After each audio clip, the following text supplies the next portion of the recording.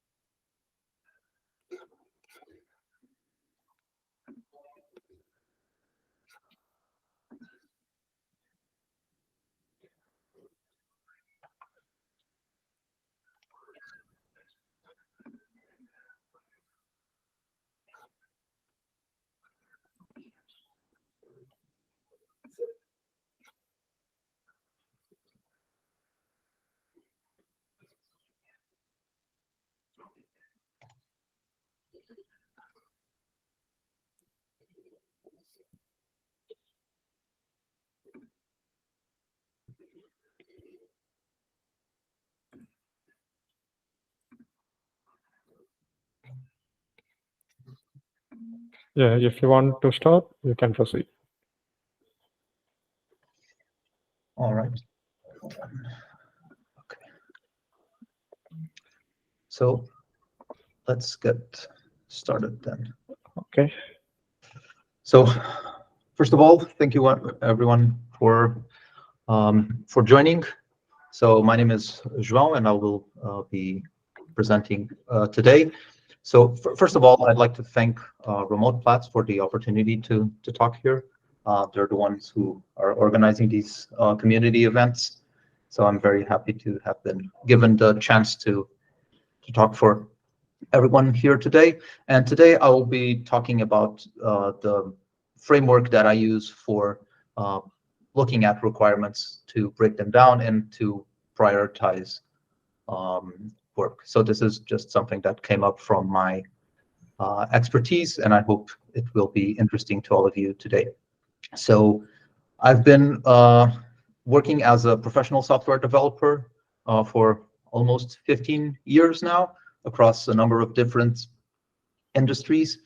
And over that time is basically how I've grown into formalizing this framework. It's not rocket science, as you will see, but I found it very helpful to do my job, and hopefully it will be to all of you listening out there.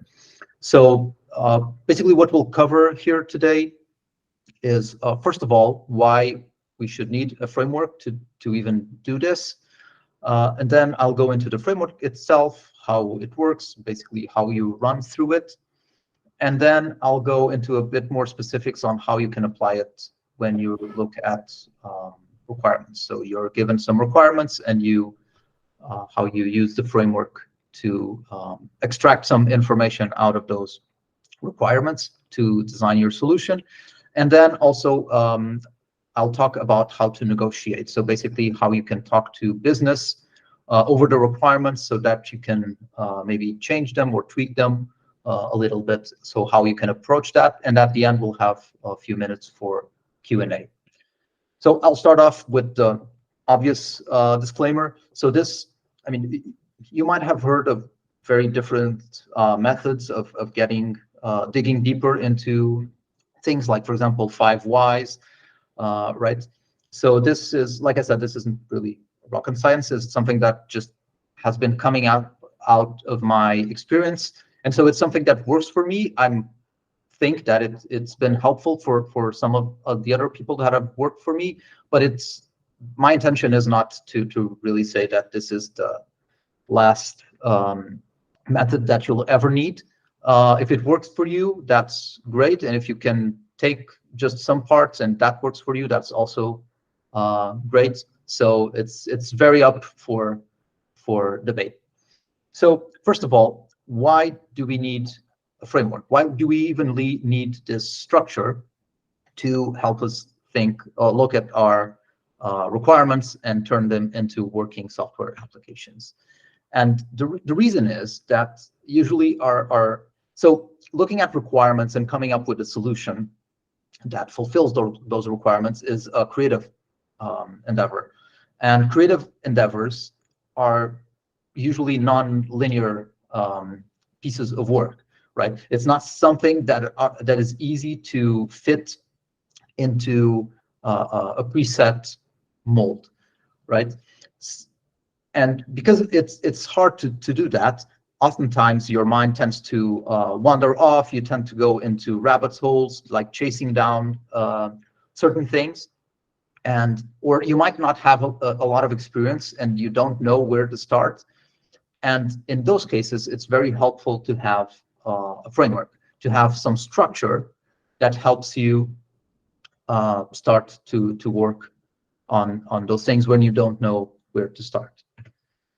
And so that being said, I'm just going to jump right into it. And like I said at the beginning, this is very, very simple because it's just made of 3 simple questions that you ask one after the other. The first one is, do we really need to do this, right? And then, so whether we actually need to do something, or maybe it's better to not do something. And I'll go a bit deeper into each of these questions. So the second question is, do we really need to do this now? So the focus becomes not whether you do it or not. It's not just true or false, but it's when. Like, when do you do this? Do you do this now? Do you do it next week or something like that? And then the third one is, do we really need to do it like this? And the focus here is on alternatives. So alternative ways of achieving the same goal. We've established that we need to do it. We have established when we need to do it. And now we need to establish how we can do it. So starting off by, do we really need to do it? So the key here is that, like I said, oftentimes we're presented with a problem and we might jump to a solution very quickly, right? And by asking this question instead, we're forced to sort of take a step back and really reevaluate what we're doing. Because so not doing something actually has a lot of value, because it means that you haven't spent any effort, right? You just didn't do anything, which I think is great. Like, as software developers usually say, the only code that doesn't have bugs is the code you didn't write. So if you can avoid writing code, that's also pretty good, which means that you have less maintenance to do later on, right? Also, when you ask this question, in some way, what you're asking is, what happens if you simply don't do it, right? When you're thinking about a problem or you're trying to solve a problem, you're often focused on the benefits. So what you get out of it, the pros of it. And when you ask, do you really need to do it, right? You instead also focus on the drawbacks, right? And only when you have a good perspective of the pros and the cons can you make really informed decisions. And also part of this, when thinking about the solution, is actually, how can you live without doing this, right? So it's not just, okay, maybe you can't just not do this, but maybe you can make a small arrangement that allows you to live without doing that thing. And it also brings it a bit to a more personal level.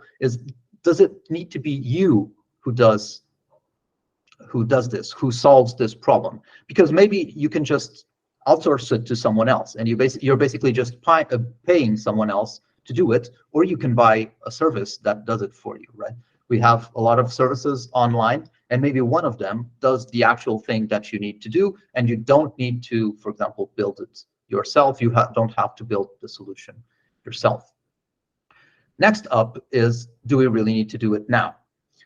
So again, like I said before, the focus here is on when, right?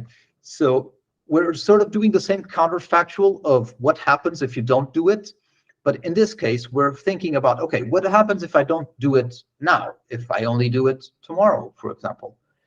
Or what if I just do it next week or next month or next year, right? What is the exact consequence of postponing this? And what we really want to focus on is that we can't do two things at a time, right? So if we decide to do one thing, that implicitly means that we have to give up doing other things.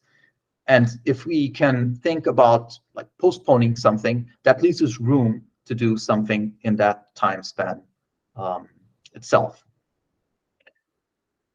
And the third question, so you've already established that you want to do it, that you want, when you want to do it, and now you really need to think about how to do it. How do you really need to do things like they are described? So one thing with requirements is that they're not perfect, right? And sometimes they will sort of lead you to a certain solution. But when you ask this question, what you want to look for are alternatives. How is there some other way that you could do this, right? So for example, if you look at the picture here, and if you're thinking of a way to move around a city, you have not only the option of using a car, like you see in the picture, but also using a bicycle, like you see the nice gentleman with the fancy polka dot shorts, right? So if you don't ask this question, you might jump to assuming that you need a car and not think that you maybe you can actually get by with a bike or with a motorcycle. And also a potential source of alternatives, it shouldn't be the only one, but a very helpful source of alternatives is looking at how other people are doing the same thing. So if you know that other people have already solved this, how did they solve this, and how does it compare to what you're trying to achieve, so that you can modify that solution? And so looking at application development, software development specifically, right? How can we use this to break down requirements? So first off, so again, we're starting with, do we really need to do it? And unfortunately, most of the times when someone, I mean, for most of the times, but it doesn't make sense, right? Because if it comes up in a requirement, more often than not, it's because you really need to do it, right? You're not going to be able to just, people just don't invent things out of thin air. If they put it in the requirements, it's because they have a need for it. Maybe it's something that can be reevaluated. But the intention here is not necessarily to avoid doing, but by thinking of the consequences, it helps you understand what the intent is behind a certain requirement.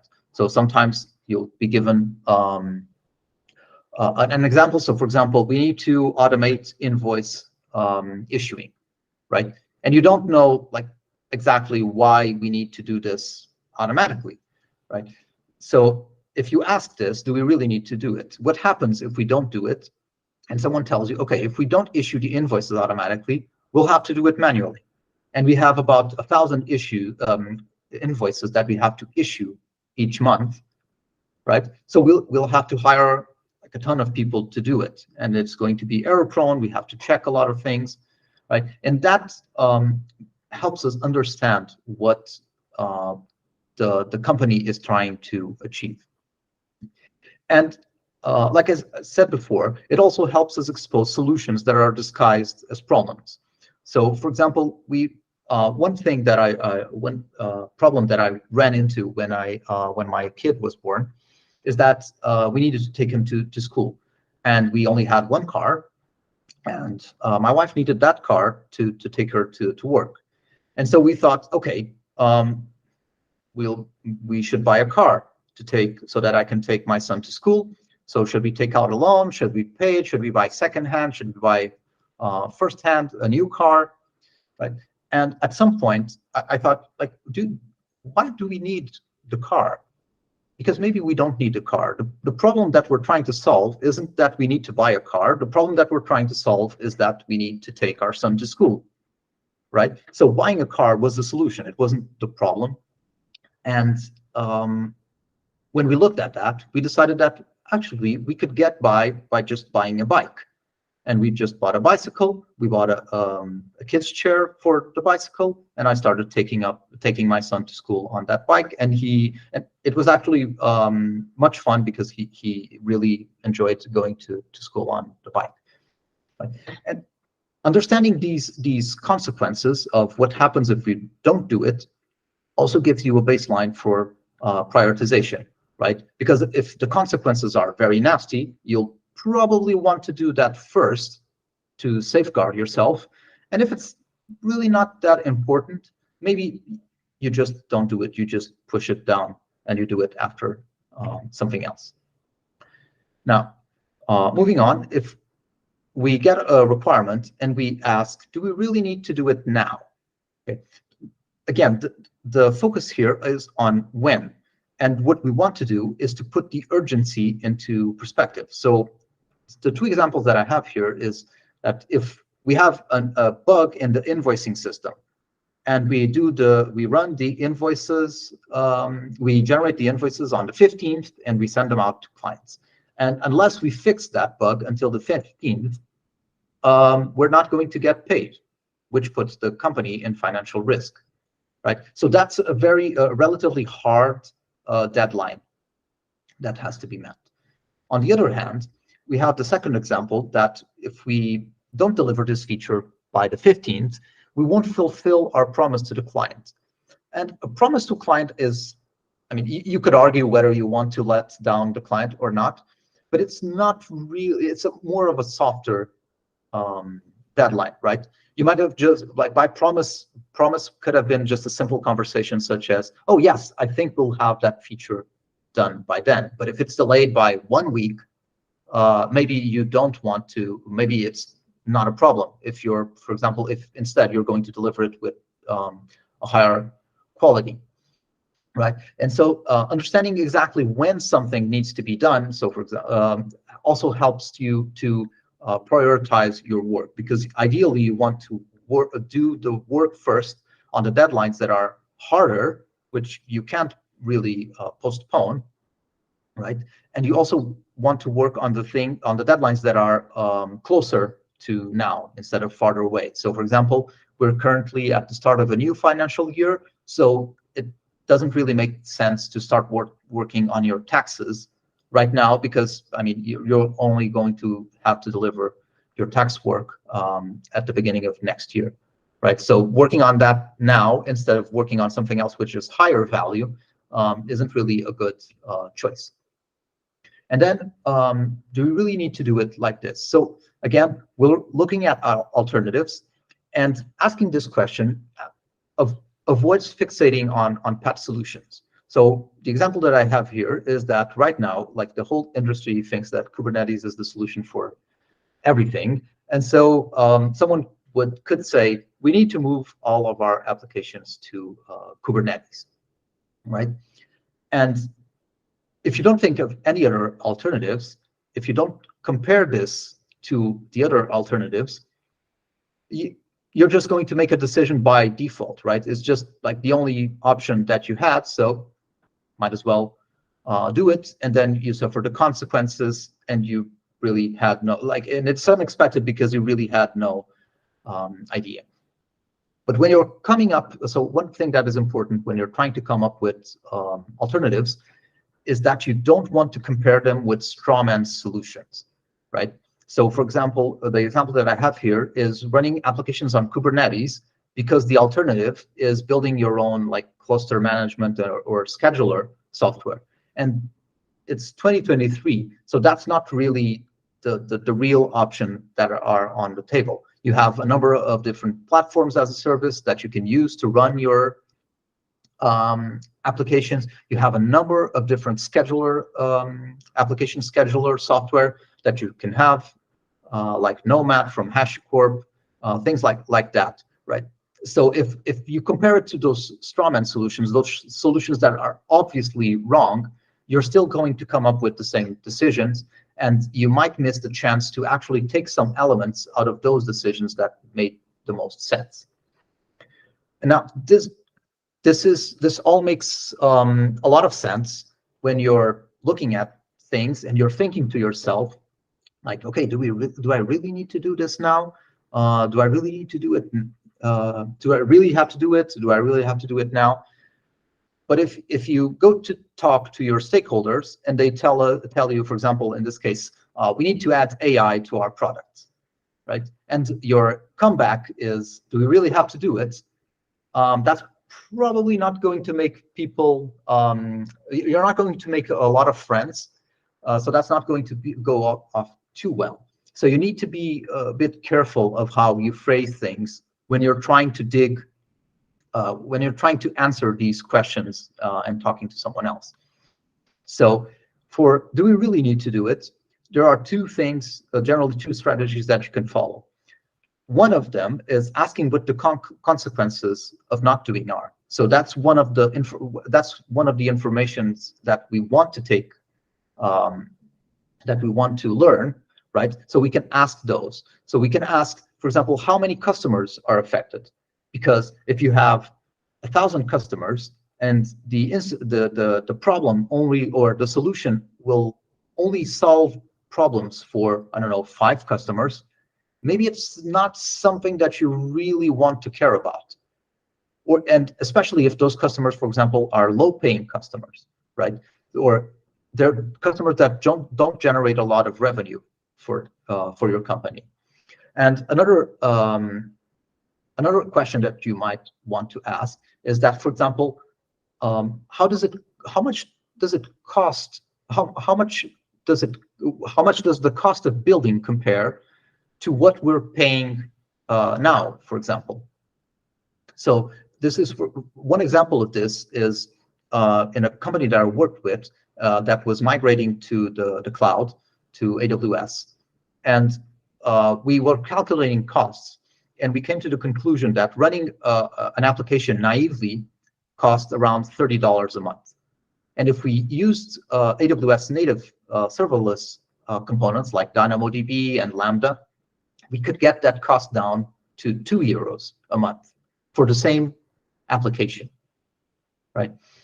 But then we thought, okay, that saves us $28 a month.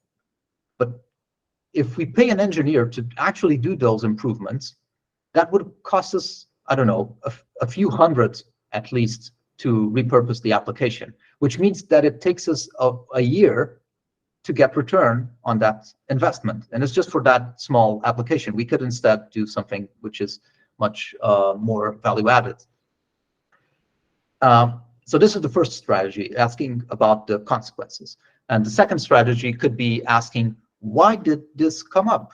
Like, what changed that made this come up? So for example, in the going back to the invoicing thing again, maybe it's that we have so many clients now that we can't afford to issue the invoices manually, because we're just unable to keep hiring people, or we have to pay more so that people do, I don't know, extra time at a certain time of the month, right? And if you ask that, and if you ask it like this, it doesn't seem like you're trying to avoid doing it.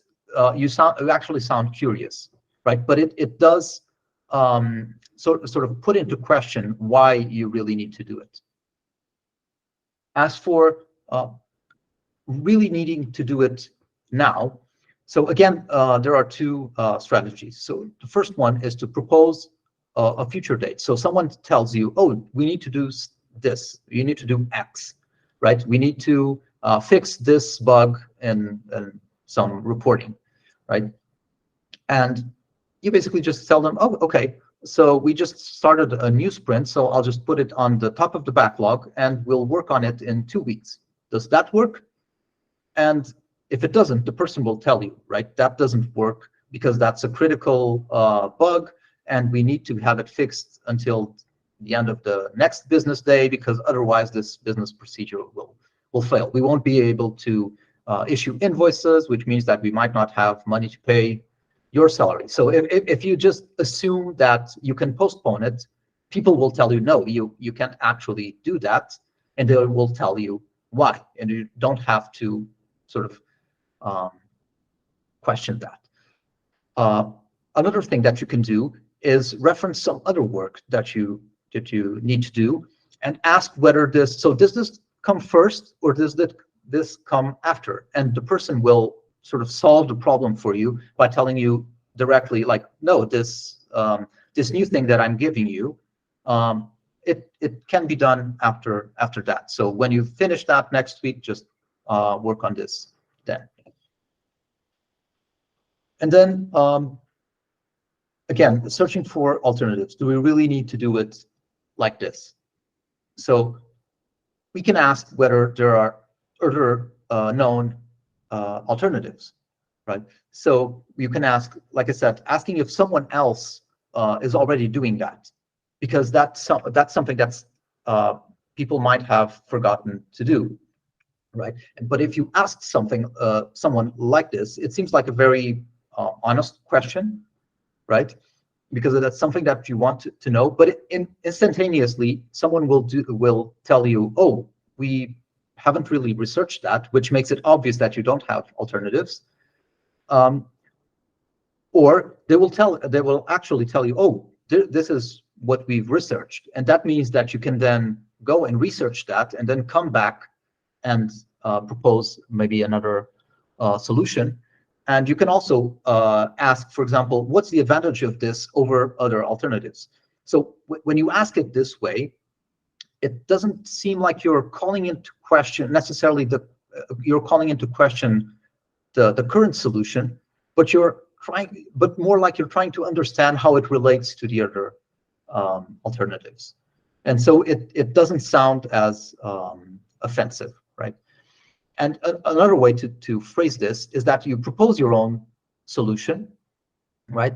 So you say, if we did X instead, like what would happen? So if instead of using Kubernetes, if we ran it on a PaaS, what do you think? What do you think would happen? What's your opinion? And in this case, you're asking someone's opinion, and people are usually very friendly, and they'd like to explain things to you because they think that you're curious, right? And that makes it much easier to carry that conversation. So we're pretty much at the end of my presentation. So here's really the takeaway from this. Again, very simple framework, just 3 questions that you ask in order. Do we really need to do it? Do we really need to do it now? And do we really need to do it like this? And you can use those to understand the requirements, and you can also use them to challenge the requirements and to negotiate with your stakeholders and try to get better solutions. You just need to be sort of mindful of how you phrase them when you bring it up to other people. And yeah, that being said, that's all I had. That's all I have for today. And yeah, if anyone has any questions, now would be the time.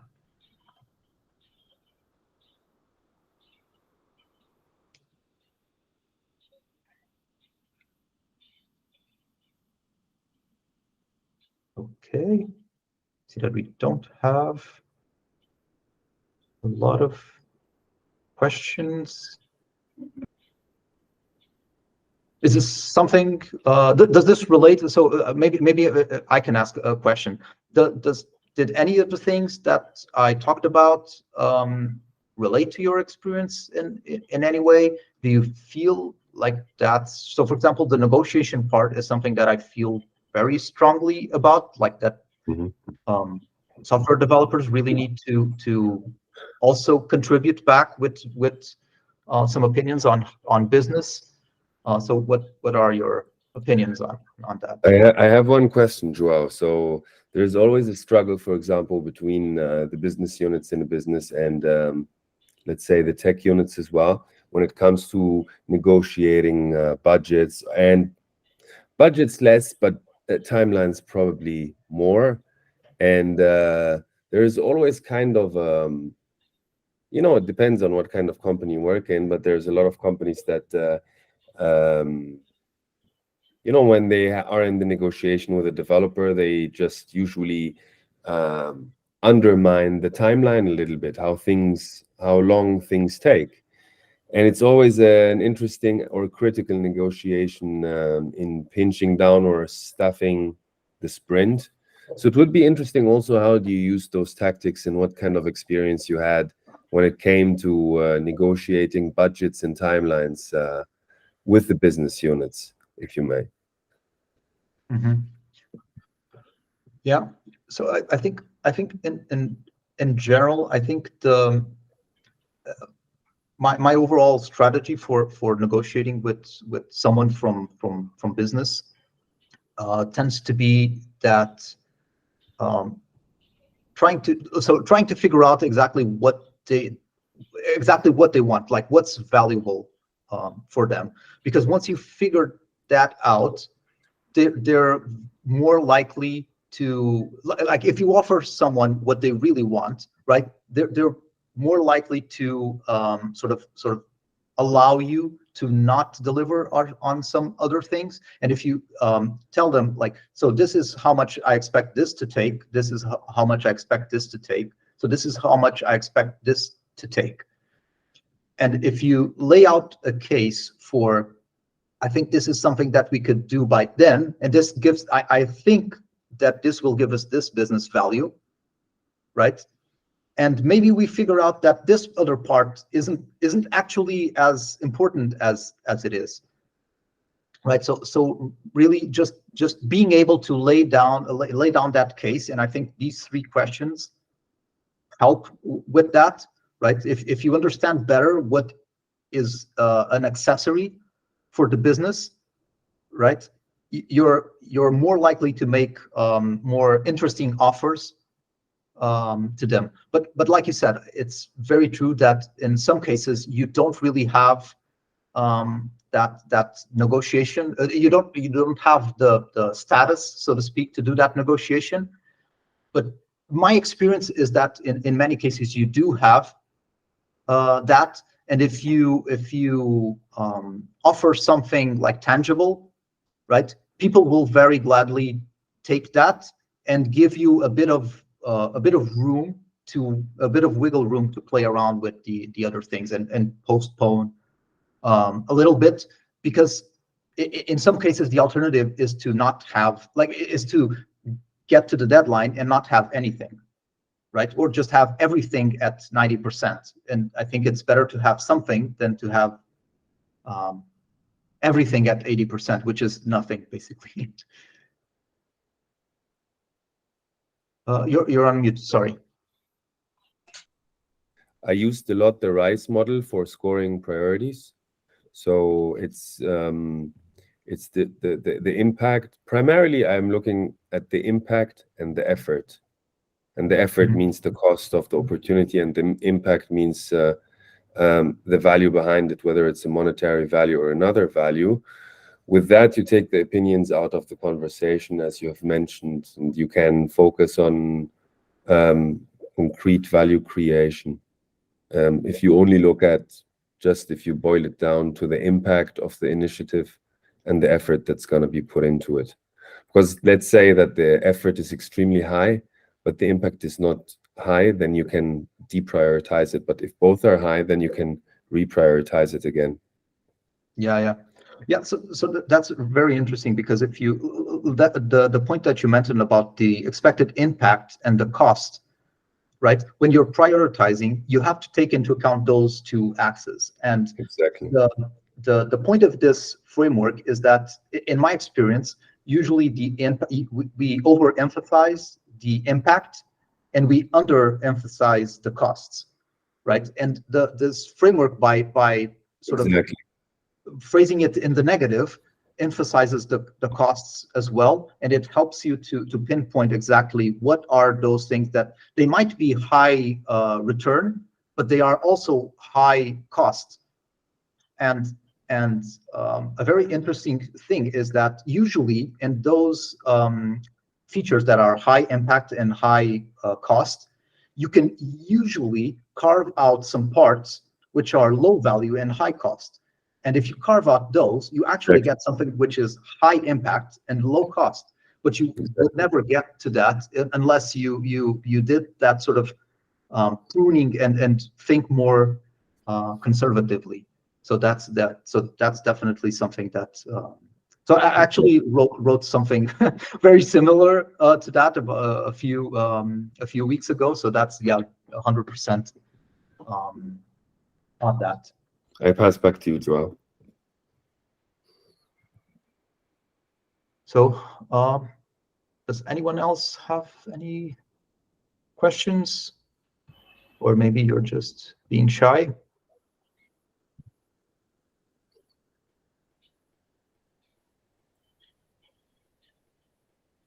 Okay, so it seems like we might not have any more questions, but if you're just like being shy and you prefer to send me a message over LinkedIn, so that's my handle on LinkedIn, and I'm going to share the actual, sorry, just give me a second. So I'm going to share the actual link here, and you can probably find it through LinkedIn. So from there, there's one question here from Lux. Oh, in the chat. Is it important to have evidence to make this type of negotiation? I mean, that usually helps. Having data, it's one. There's that saying, "In God we trust, everyone else bring data." So having data does help a lot in making those cases. So one of the examples that I said that I talked about is like how many customers are impacted by this, and what is the importance of these customers? How important are these customers for us? And thinking about that helps to frame that negotiation very well. But these are also very extreme cases. In many cases, you won't be able to have that very like a specific quantitative evidence, and you'll have to do with qualitative evidence. And that's where this kind of knowing how to make the questions and knowing how to approach things makes it very, very important, because you might have the qualitative evidence, but how you present it often makes a difference between people understanding or not. And actually asking questions in a way that doesn't sound offensive is actually a known negotiation technique, right? That makes you sound very friendly because it seems like you're trying to get information, but it actually puts the other person also thinking about how to sort of, in a way, solving your own problem, right? So if you have questions, maybe the other person might actually bring forward the evidence that you wanted to have, or they might know how to get the evidence for that. Does this answer your question?